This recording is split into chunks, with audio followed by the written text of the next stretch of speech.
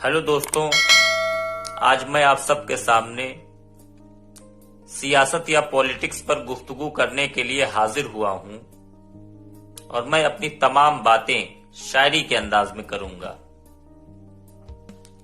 और खास करके हिंदुस्तान की सियासत से मुताल्लिक गुफ्तगू करूंगा कि हिंदुस्तान में सियासत या पॉलिटिक्स किस तरीके से मजहब के इर्द गिर्द ही घूमती रहती है और तमाम भोले भाले वोटर्स को ये सियासतदान या पॉलिटिशियंस किस तरीके से बेवकूफ बनाते हैं तमाम अहम मुद्दों से गुमराह करके।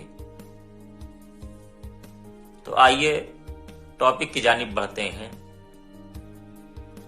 आओ आपस में लड़ें हम, बस यही हथियार है। आओ आपस में लड़ें हम, बस यही हथियार है। फिर इसी सरकार की हमको अगर दरकार है, फिर इसी सरकार की हमको अगर दरकार है। ठीक पहले की ही तरह फिर वही दोहराएंगे, ठीक पहले की ही तरह फिर वही दोहराएंगे।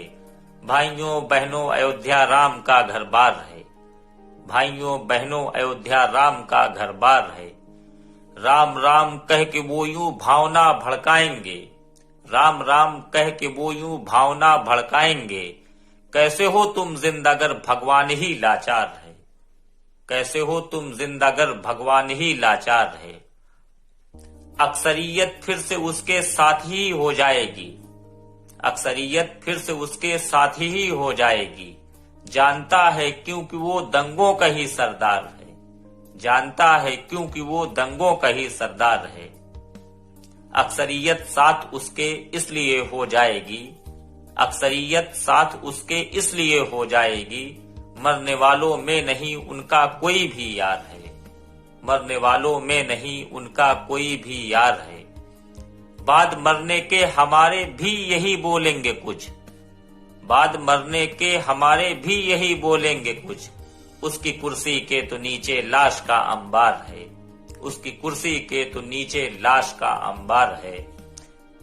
सिर्फ मुस्लिम ही नहीं, हाँ 300 हिंदू भी थे, सिर्फ मुस्लिम ही नहीं, हाँ 300 हिंदू भी थे।